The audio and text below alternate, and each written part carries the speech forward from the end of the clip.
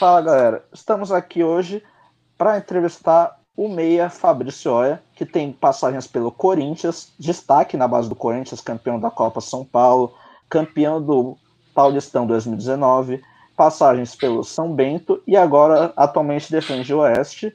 Então vamos às perguntas. Lucas, começa aí. Boa noite, Fabrício. Prazer em falar com você. Queria falar sobre a Copa São Paulo. Ela é muito importante para todo jovem que começa na sua carreira, né? E você já disputou 4, se eu não me engano. Se não foi isso, Sim. pode me corrigir. Isso, né? E em 2017 você ganhou uma. Como que foi ganhar uma Copa São Paulo? Disputar uma final do Pacaembu? E ainda mais jogando no Corinthians. Toda a Copa São Paulo é muito importante para todo jogador de base, né? Independente de clube. Porque é logo em janeiro, onde os clubes estão em pré-temporada, então não tem muitos jogos na TV, então todo mundo acompanha a Copa São Paulo. E no Corinthians ainda é mais especial porque, como todo mundo sabe, o Corinthians é, vamos dizer assim, entre aspas, o rei das copinhas, né? É o que mais possui copinhas, é a maior tradição do Corinthians na base. Então, é a melhor coisa que se pode ter é um garoto disputar uma Copa São Paulo pelo Corinthians. E ser campeão ainda, que eu pude, felizmente, ter o 10º título pelo Corinthians, que foi o 10º título da Copa São Paulo, não tem explicação, e ainda foi um título conseguindo jogar, né, conseguindo ser um dos protagonistas junto com o Pedrinho, junto com o Mantuan, junto com o Marquinhos também, e foi maravilhoso. Eu acho que a sensação de explicar 40 mil torcedores no Pacaembu gritando é campeão, acho que só quem viveu consegue explicar certinho. Um pouco mais agora da sua carreira, você agora atua pelo Oeste, já teve passagens pelo profissional do Corinthians, conseguiu estrear contra o Ituano, teve um título profissional. Como essa experiência de ter passado por um clube grande, apesar de você ser novo, pode agregar no clube como o Oeste? Então, eu faria, né? Esse ano fariam 10 anos de Corinthians, fariam 10 anos de Corinthians. E eu só vivenciei o Corinthians. E depois que eu saí como pro São Bento e agora eu tô no Oeste, eu posso vivenciar uma realidade do futebol, porque querendo ou não, eu estava num clube top, num clube de patamar muito alto no Brasil e no mundo, né? Então, quando eu venho pro Oeste, eu acho que o que eu posso trazer ou entender são essas diferenças, ou talvez da estrutura, não é, e não dos profissionais, sabe? Lógico que tem uma ou outra, mas a estrutura é bem diferente. Eu acho que você também pode estar ali hoje, eu estou ali hoje para ganhar experiência, para quando eu voltar para o Corinthians voltar melhor. E essa experiência que eu vejo também são de pessoas que estão no Oeste lá, que são os caras mais experientes, mais rodados também. E vivenciar um pouco o mundo do futebol, né? Sair um pouco da minha casa, que era o Corinthians, e ver certas outras realidades também. Isso vai fazer com que eu amadureça bastante. Então, com todo esse problema com a pandemia, com a população toda em casa, como que está sendo sua rotina com os treinos, com a musculação, tudo em casa? Como que está sendo para você? Certo. Quando tudo isso parou, a gente, no primeiro momento, não imaginava que teria uma proporção tão grande, né? Então a gente manteve uns treinos em casa, mas não como seria no clube, né? Porque a gente não tem toda a estrutura que tem lá, tem em casa, não dá para manter assim 100% a forma.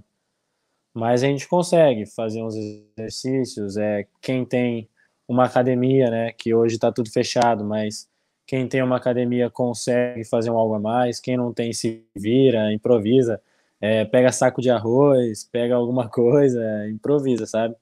Eu acho que o importante é não deixar sem fazer nada, porque senão a gente entra em um outro estado do corpo e aí quando voltar precisaria de uma pré-temporada inteira de novo. Então acho que isso a gente não pode deixar cair. É manter os treinos o máximo que conseguir, tentar manter o máximo da força possível para quando voltar a diferença ser bem pouca. Certo. E qual você diria que é a importância do Osmar Loz na sua carreira? Que é um treinador que na base te colocou ali como meia, colocou você como titular, você se tornou o destaque da base do Corinthians, conquistando títulos, carregando o time nas Copas São Paulo. Como você se sente em relação a esse treinador? O Osmar foi um cara que, de princípio, quando eu tinha 16 anos, ele me, entre aspas, subiu do 17 para o sub-20, né? Com 16 anos. E aí ele pediu para eu amadurecer lá, treinar com eles lá. E de primeiro momento ele não iria me usar como titular, o que eu achei normal, né? Porque eu tinha acabado de subir para o sub-20, eu tinha 16 anos ainda. Ele falou que era para me dar experiência, me levava para os jogos, para eu viver o ambiente de sub-20. E ele era um cara muito detalhista assim no futebol, sabe? Um cara muito estudioso. Tática com ele era impressionante. Tudo que ele falava, se você fizesse, dava certo. A gente até brincava que, pô, deita no chão. Se deitar no chão vai dar certo. Aí você fazia no jogo, dava certo. Então ele foi um cara muito estudioso. Não só ele, mas como todos os outros que passaram, que eu passei por ali, graças a Deus foram técnicos muito bons e que eu pude ganhar vários títulos também. Tá certo. Então, agora para passar para o Lucas, ô Lucas, vai falar daquela de quem ele se espelha e do maior sonho? Para completar? Então, eu queria saber se você tem algum jogador que você se espelha, ou algum jogador que você já jogou junto que você se espelha. Eu queria saber mais disso. Você já passou pelo Corinthians e creio que tinha muitos jogadores experientes, né? Você já se espelhou em algum jogador que você jogou junto no Corinthians? Ah, sim. No futebol, acho que mundial, que eu vi jogar, né? Não estou falando dos que eu não pude ver, mas dos que eu pude ver jogar.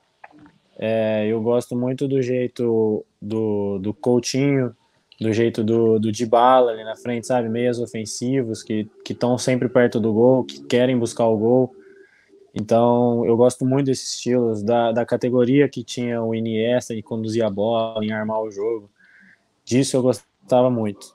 E quando eu subia o profissional para treinar, e até mesmo agora quando eu tinha subido, eu gostava muito de ver o Renato Augusto quando estava lá, o próprio Jadson, que são caras que tecnicamente eles eram acima da média, né? E para mim, ainda mais na minha posição, eram caras que eu olhava, o próprio Danilo, o Zidanilo, eles eram caras incríveis, caras muito bons tecnicamente, inteligentes em campo, que você via assim que eles não faziam esforço nenhum para jogar, sabe? E eu pensava assim, pô, deixa eu ver o que esse cara faz, como esse cara treina. Tentava toda hora estar perto, toda hora ouvindo o que eles falavam para tentar fazer pelo menos metade do que esses caras fizeram já.